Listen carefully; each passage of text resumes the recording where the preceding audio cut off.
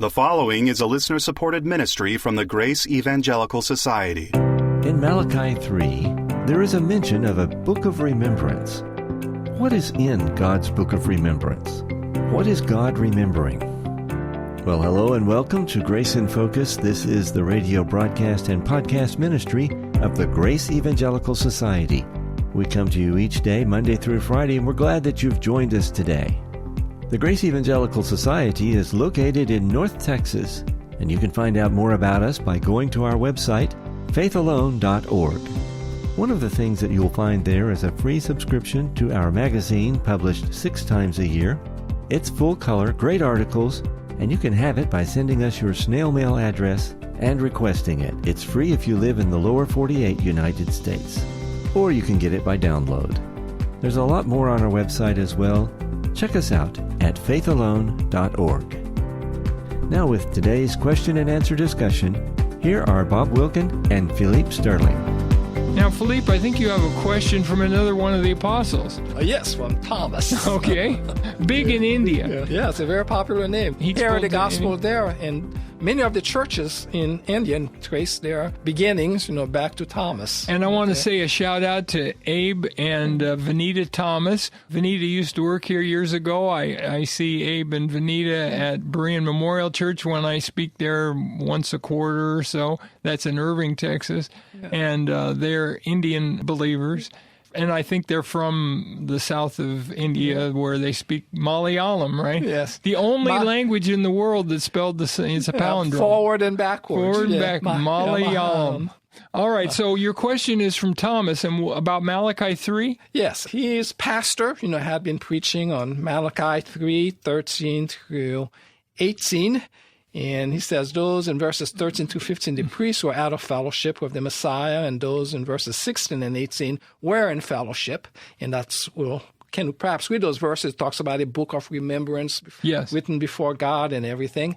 So he refers then to the whole book of Malachi. He thinks the whole book of Malachi is about fellowship and not about eternal salvation. And he asks, how do you interpret this? How do we interpret this? Okay. Yeah. All right. Well, let's look at 13 through 18. I'll read the first couple of verses, and then you can read the rest. Okay. This is God speaking. Your words have been harsh against me, says the Lord.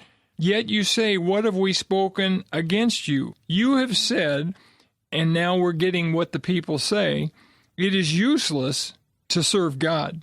What profit is it that we have kept his ordinance, and that we have walked as mourners before the Lord of hosts?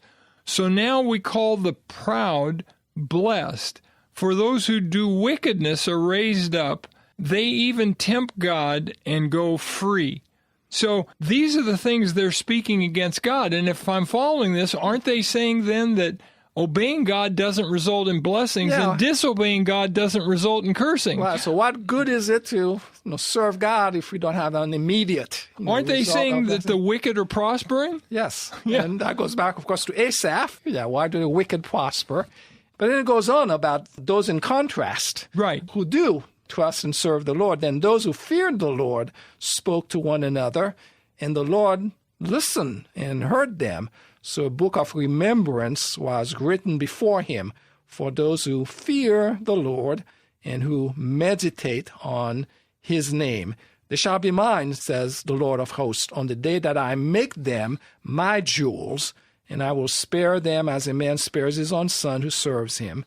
Then you shall go again, discern between the righteous and the wicked, between one who serves God and one who does not serve him. Yeah, and I love this book of remembrance. I don't recall that. Does that expression occur anywhere else in the Bible? I can't think of. Not in those specific terms. I think with Nehemiah and everything, we have a book that is written of all those who decided to come and live within the walls of Jerusalem and the citizens thereof and everything. So a register of names that is given. But here it seems that there is a register, particularly with registering how to serve him and then talking about a future prospect of I will make them my jewels. You could see how at the judgment seat of Christ, these aren't church-age believers, of course, but the same kind of judgment must occur for Old Testament saints. Maybe, I don't know what that judgment is called, But at the judgment seat of Christ, we're all, according to 2 Corinthians 5:10, we're going to be judged according to things we've done in the body, whether good or bad. Well, that suggests there is a book of remembrance. Yes. And it tells the good and the bad that we've done, and we're going to be evaluated for our Christian lives. And the same thing would have been true with Old Testament believers. Basically, what this is saying is God remembers all the good we say and all the good we do, which should be quite encouraging to those who are walking in fellowship with God, as Thomas was talking about. Even if they are not experiencing the immediate blessings of faithfulness to God, they will get it ultimately. They still will get it ultimately. That book of remembrance has kept note of, and is keeping note of everything. And concerning the Old Testament, we're told in Revelation 20 that they are resurrected and brought back, and the tribulation believers, and I think extension of all Old Testament believers, who are given rule to rule with Christ, also. Before the millennium, right. And so their judgment is not the judgment seat that we go through, but they're raised up for their part, as Daniel is promised. Right. At the end of the age, he will be brought up. Yeah, the righteous will shine, right? As stars forever and That's ever. The rewards context. What is that, 12:3? Daniel 12:3? Daniel 12:3 and 4. You are invited to subscribe to the Grace Evangelical Society's YouTube channel. You will find our Monday, Wednesday, and Friday videos there, enlightening and encouraging, and even probably humorous at times if you like Bob Wilkin's humor. Indeed, you will get biblical truth about free grace themes like faith alone for eternal salvation and why the Grace Evangelical Society is 0-point Calvinistic. We come your way 3 times a week at the Grace Evangelical YouTube channel. Check it out and tell a friend about the Grace Evangelical Society. And here, notice they're going to be my jewels. Mm-hmm. This kind of reminds me in the book of Revelation how the overcomer rewards. Too, one of them is you're going to have a special stone with a nickname on it. Another one is you're going to be some kind of pillar in the temple of God, whatever that means. I don't know exactly what that means, and being one of his jewels means I think we're going to shine for him, right? Yes. And so this is a service context, and I think Thomas is right. A fellowship context, a service context, a reward context. And this is not a Lamb's Book of Life, but this is a book of remembrance. Right. In fact, when you look at the book of Revelation, chapter 20, verses 11 to 15, dealing with the Great White Throne Judgment, not only is the book of life open, but there's books, plural, of deeds, these books of works. Those books of works are going to be books of remembrance for the unbelievers, which would suggest that there's a similar thing which occurs at the judgment seat of Christ. Of course, at the judgment seat of Christ, we don't need to bring out the book of life because the only people that are going to be judged there are people who have everlasting life. But the books of works need to be brought out, right? Yes. The book of remembrance needs to be brought out. And, in 1 Corinthians 3, Paul says that if any of the works we've done are burned up, well, then we'll suffer loss, but we ourselves will be saved, yet so as through fire. And I take saved there to refer to being spiritually healthy, because he's talking about himself and Apollos as master builders, and he's applying that to all believers who can be builders or master builders. But what he's saying is, look, not 100% of our works are going to be rewarded. Some of our works lack enduring value. For example, that doesn't mean that they were wicked, but they lack enduring value, as you said. Let's say I spend an hour fishing, or 2 hours fishing, or I go play golf for 4 or 5 hours. That's not sinful activity, but it's also not work with enduring value. Now, maybe a few minutes of golf would be helpful if I'm discipling someone I'm playing golf with or evangelizing them. But even so, you could have done that a lot faster if you just sat down with them and spent a half hour talking.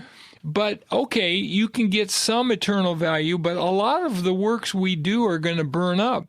And Hodge's point is, the gold, silver, precious stones were works of enduring value, and the wood, hay, and straw are not sinful works. They're works that lack eternal value. Now, of course, sinful works fall in that category, but even just things like watching TV or playing golf or tennis or, I love race walking. I just did a marathon 2 weeks ago, walked 26 miles, 26.2 miles. It was 6 hours and 5 minutes.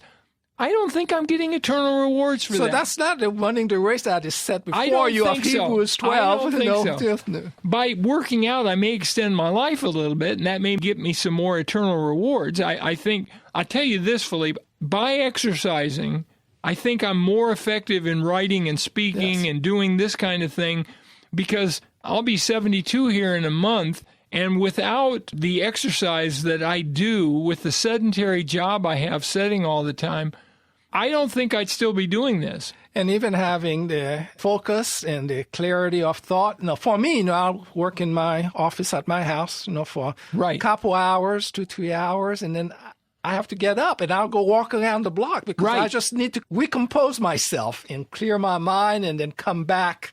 It's so true. Art Farstad, he was the lead editor of the New King James. He was on the initial board of Grace Evangelical Society, good friend of mine. I think he passed in 98. And I remember Art would edit all day long. He was editing people's work. And he told me, he said, I can't do more than 2 or 3 hours straight. And he said, then I need to get up and go on a walk and come back. And he said, in a whole day, I can't do more than 6 or 7 or 8 hours because editing is so intense.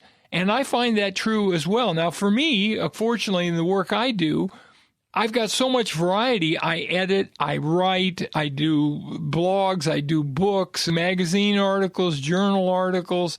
I'm editing different things. I'm speaking. We're doing conferences. I'm keeping notes here. I think I've lost count at 10 or 12. And then we do this, right? Yes. And so I got these various things, and they all keep me hopping. But I kind of like it, because you know what this reminds me of, Philippe? It reminds me of being back at Dallas Seminary back in the day, and having all these assignments from all these five classes. Five classes, yeah. Well, me, I think I did 4 classes because I went in the summers and stuff, so I would kind of slack off and only take 4. But still, I had to juggle all these things in seminary, and I got used to it. I kind of liked it because it was profitable. And I feel like that, yes, Malachi is a book, like really the whole Bible, that is calling believers to faithfulness, right? Yes, calling the returned Jewish nation back to the land and to be faithful, but they had become lax. And this was probably the very last book of the Old Testament? Yes, probably around 430, or so, the last book of the Old Testament. And this would have been, the return was, the first return, as Zerubbabel. Was that? It's 538, 536. Okay, yeah. So we're talking about 108 years later. And then we have this great book, and the only book, by the way, in the Bible written to the unbeliever is John. All the rest are written to believers. So I think Thomas is on the right track. I think that's a really good question. I appreciate it very much. And let's remember to keep grace in focus. We would love to know where you are when you are listening to us. Please take a short minute to send us the call letters of this station and the city where you are listening and how many times a week you listen. Thank you. You will be helping us with our stewardship. Send it to radio@faithalone.org.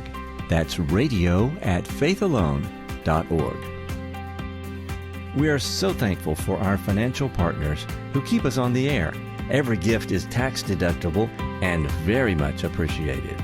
If you'd like to find out how you can give, go to faithalone.org. On our next episode, in the book of James, when demons believe in God, what does that do for them? Join us next time, and until then, let's keep grace in focus. The proceeding has been a listener-supported ministry from the Grace Evangelical Society.